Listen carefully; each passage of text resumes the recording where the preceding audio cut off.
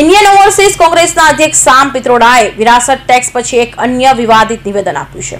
પિત્રોડાનો એક વિડિયો સામે આવ્યો છે જેમાં તેઓ ભારતના વિવિધ ભાગમાં રહેતા લોકોની વિવાદિત રીતે સરખામણી કરતા જોવા મળી રહ્યા છે। વિડિયોમાં સામ પિત્રોડાને કહેતા સાંભળી શકાય છે કે ભારત એક અત્યંત વિવિધતા ભરેલો દેશ છે, જ્યાં પૂર્વી ભારતમાં રહેતા લોકો ચીનના લોકો જેવા, પશ્ચિમ રહેનાર અરબ જેવા, ઉત્તર ભારતમાં રહેતા લોકો શ્વેતાની જેમ અને દક્ષિણ રહેનાર આફ્રિકન લોકોની જેમ દેખાય છે, પરંતુ તેનાથી ફરક પડતો નથી। આપણે બધા ભાઈ બહેન છીએ, આપણે તમામ ભાષાઓનું સન્માન કરીએ છીએ। તેમણે કહ્યું કે આપણે વિવિધ ભાષા, ધર્મ અને રીતિ રિવાજનું સન્માન કરીએ છીએ। આ તે જ ભારત છે જેના ઉપર મારો વિશ્વાસ છે, જ્યાં દરેક વ્યક્તિનું સન્માન છે અને દરેક વ્યક્તિ કોઈને કોઈ જગ્યાએ થોડો સમજૂતી કરે છે। We have survived 70 years, 75 years in a very happy environment where people could live together, leaving aside few fights here and there. We could hold country together as diverse as India, where people on east look like Chinese, people on west look like Arab, people on north look like, maybe white, and people in south look like Africa. Doesn't matter. We are all brothers and sisters. સામ પિત્રોડાના નિવેદનને લઈ પ્રધાનમંત્રી મોદીએ કહ્યું કે આજે હું ખૂબ જ ગુસ્સામાં છું। જો લોકો મારી સાથે દુર્વ્યવહાર કરે તો દુરુપયોગ સહન કરું છું, પરંતુ શહેજાદા ફિલોસોફરે એટલા ખરાબ શબ્દો કહ્યા કે મારું મન ગુસ્સાથી ભરાઈ ગયું છે।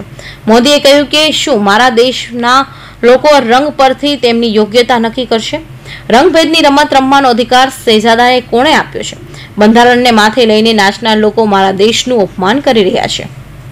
मेरा सवाल है और आप तेलुगु में बोलने के बाद मुझे जवाब देना।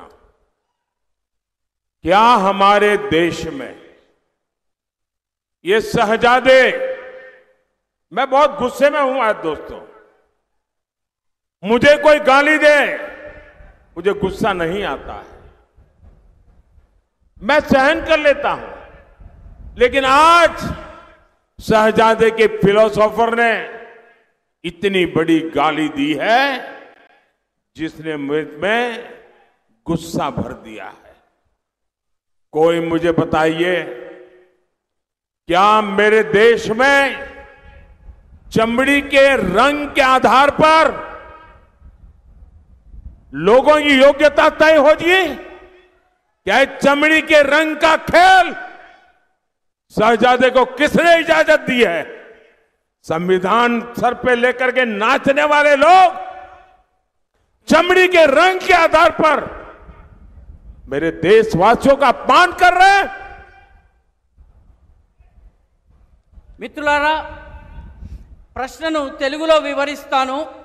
మన దేశంలో కూడా ఈ రాకుమారుడు ఎవరైతే ఉన్నారో, ఈ పెత్తందారుల పెద్ద కుమారుడు ఎవరైతే ఉన్నారో, ఆయన మీద నాకు చాలా కోపం వస్తుంది।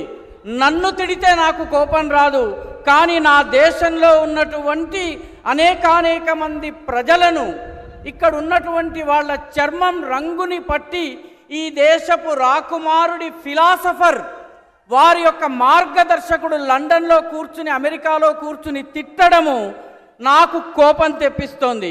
మీరు చెప్పండి, ఈ దేశంలో చర్మపు రంగుని పట్టి యోగ్యతను నిర్ధారిస్తారా? జవాబివ్వండి।